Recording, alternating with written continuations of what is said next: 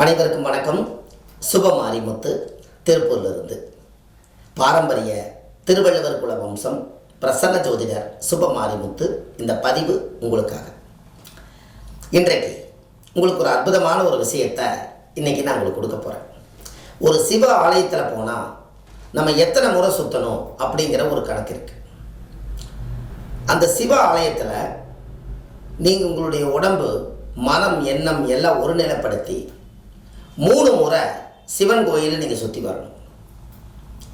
3 முறை உங்களுடைய பாதத்தால் நீட்டாக சுற்றி வந்து சுவாமிக்கு தேங்காய் பழம், வெத்தலைப்பாக்கு, ஒரு கல்கண்டு நைவேத்தியம் பண்ணி முதல்ல சாமியோட பேருக்கு நீங்கள் ஒரு அர்ச்சனை பண்ணுங்கள். சாமி தான் நம்மளுக்கு வரம் கொடுக்க போகுது.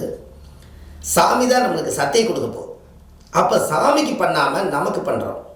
முதல்ல நமக்கு பண்ணுறதுக்கு முதல்ல சாமிக்கு சக்தி அதிகமாக இருக்கும்னா முதல்ல ஒரு அர்ச்சகர் போய் என்ன சிவனோ அந்த சிவனோட பேரை சொல்லி அவர் திருப்திகரமாக நல்லா ஸ்ட்ராங்காக இருக்கணுங்கிறதுக்காக சக்தியை ஊட்டி அதன் மூலிமா நம்மளுக்கு கிடைக்கிறதுக்காக நம்ம குடும்பத்தில் ஒருத்தர் சிவன். அதனால் அர்ச்சனை பண்ணும்போது சாமிக்குன்னு சேர்த்து நீங்கள் அர்ச்சனை பண்ணுங்கள்.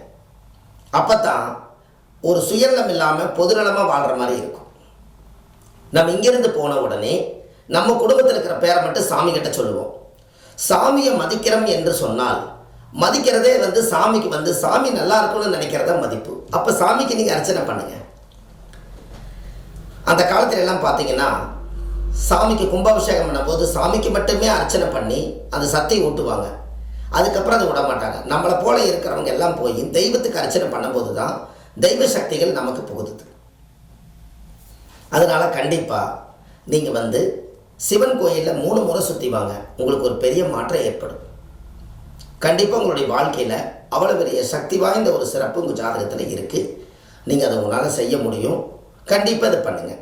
உங்கள் வாழ்க்கையில் பெரிய மாற்றத்துக்கு வருவீங்க.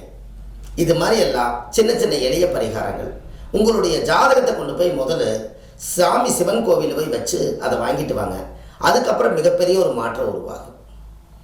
அடுத்த பதிவில் உங்களை சந்திக்கிறேன். நன்றி, வணக்கம்.